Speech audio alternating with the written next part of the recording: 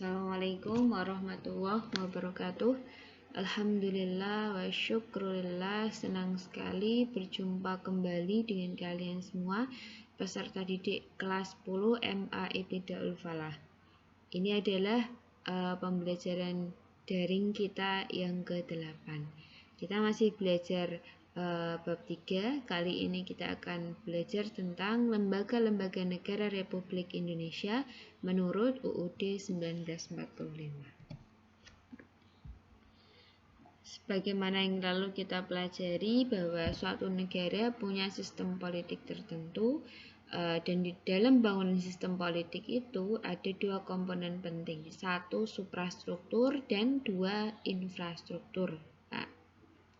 Suprastruktur itu diwujudkan dalam bentuk lembaga-lembaga negara yang punya tugas dan fungsi tertentu. Nah, inilah yang akan kita bahas hari ini.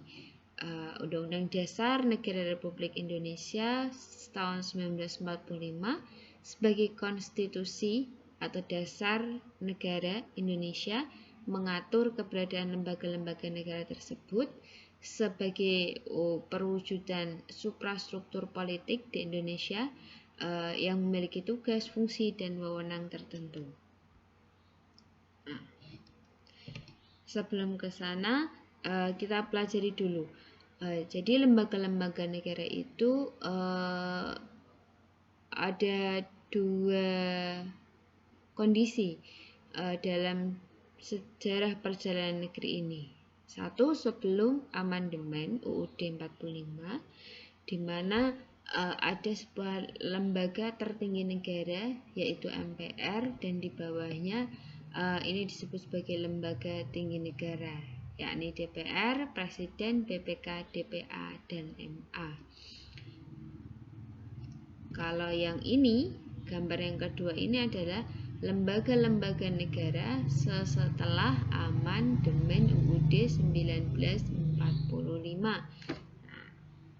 Bahkan yang ini sama persis dengan yang ada di buku kalian halaman 47. Silahkan diperhatikan dan dicermati. Mari kita cermati perbedaan antara sebelum amandemen dan setelah amandemen. Jika sebelum amandemen ada sebuah lembaga tertinggi negara yaitu MPR, setelah amandemen tidak ada. MPR posisinya sejajar dengan lembaga-lembaga yang lain. Yang kedua, sebelum amandemen ada DPA, Dewan Pertimbangan Agung, yang tugasnya memberikan nasihat kepada Presiden. Sedangkan setelah amandemen, DPA bukan lagi sebagai lembaga tinggi negara. Posisinya ada di sini, Dewan Pertimbangan Presiden. Lalu apalagi perbedaannya? Kalau kita lihat lembaga negaranya semakin banyak. Betul, setelah amandemen itu lembaga-lembaga negara semakin diperkuat dan diperjelas fungsi dan tugasnya masing-masing.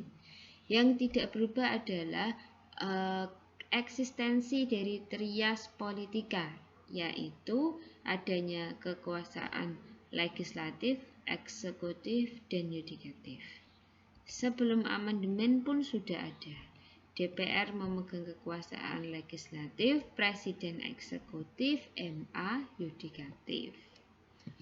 Setelah amandemen, sekarang Presiden memegang kekuasaan eksekutif, legislatif dipegang DPR, DPR, DPD, yudikatif dipegang oleh MA, MK, dan KY. MPR memegang kekuasaan konstitutif, lalu BPK memegang kekuasaan eksaminatif. Bank Sentral atau dalam hal ini Bank Indonesia memegang kekuasaan moneter. Lalu ada satu lagi, KPU, sebuah lembaga independen yang mengurusi segala hal yang berkaitan dengan pemilu. Atau bisa dikatakan KPU adalah panitianya pemilu di Republik Indonesia. Nah, yang akan kita pelajari hari ini adalah MPR, DPR, DPD, Presiden, MA, MK, KY, dan BPK. Oke, kita mulai. Kalian bisa mencermati halaman 46 sampai 50 dari buku PPKN kalian untuk menunjang pembelajaran kali ini. Majelis Permusyawaratan Rakyat, ini adalah gedungnya, ada di Kompleks MPR DPR yang ada di Senayan, Jakarta. Ini adalah logonya.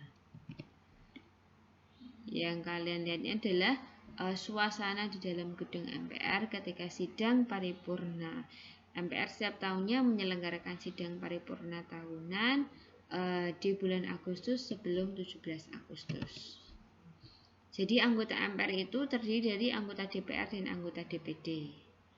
Anggota DPR periode 2019-2024 sejumlah 575 dan ditambah anggota DPD yang berjumlah 4 kali jumlah provinsi, yaitu provinsi yang sudah ada 34, tinggal mengalihkan. Nah, itulah anggota MPR RI periode 2019-2024.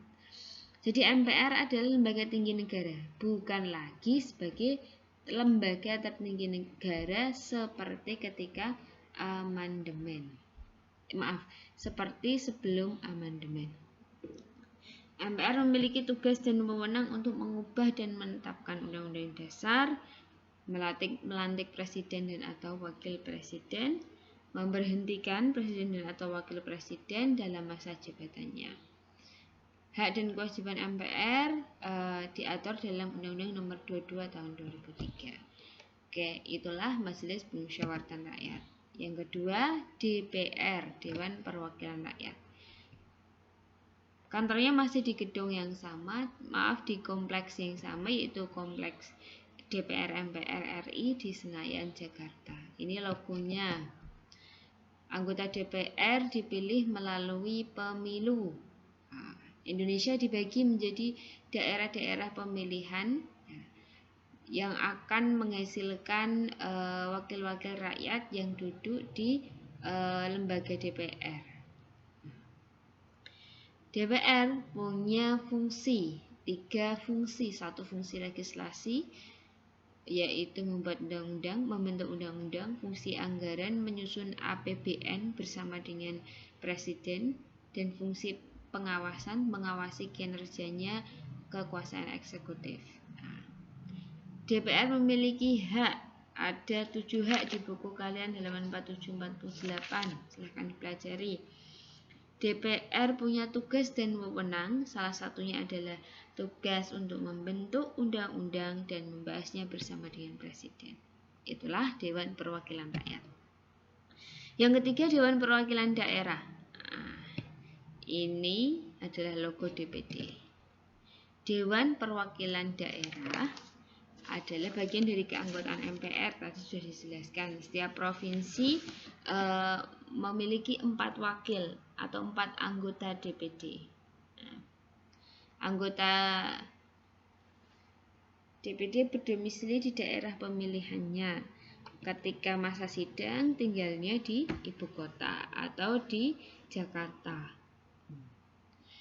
Tugas yang dilaksanakan DPD dijelaskan di buku kalian halaman 48. Salah satunya adalah mengajukan rancangan undang-undang yang berkaitan dengan kedaerahan, isu-isu yang berkaitan dengan kedaerahan, tentang otonomi daerah, pengelolaan sumber daya daerah, perimbangan keuangan antara pusat dan daerah, dan lain sebagainya.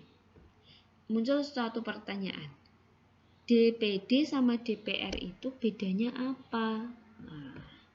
Bedanya adalah satu, DPD adalah lembaga perwakilan daerah sebagai penyalur aspirasi keragaman daerah. Anggota yang terpilih bukan berasal dari partai politik. Kalau DPR adalah lembaga aspirasi politik, penyalur aspirasi rakyat, dan anggotanya itu terpilih melalui jalur partai politik. Itulah perbedaan antara DPD dan DPR. Oke, itu adalah bagian pertama dari pembelajaran kita hari ini. Penjelasan selanjutnya ada di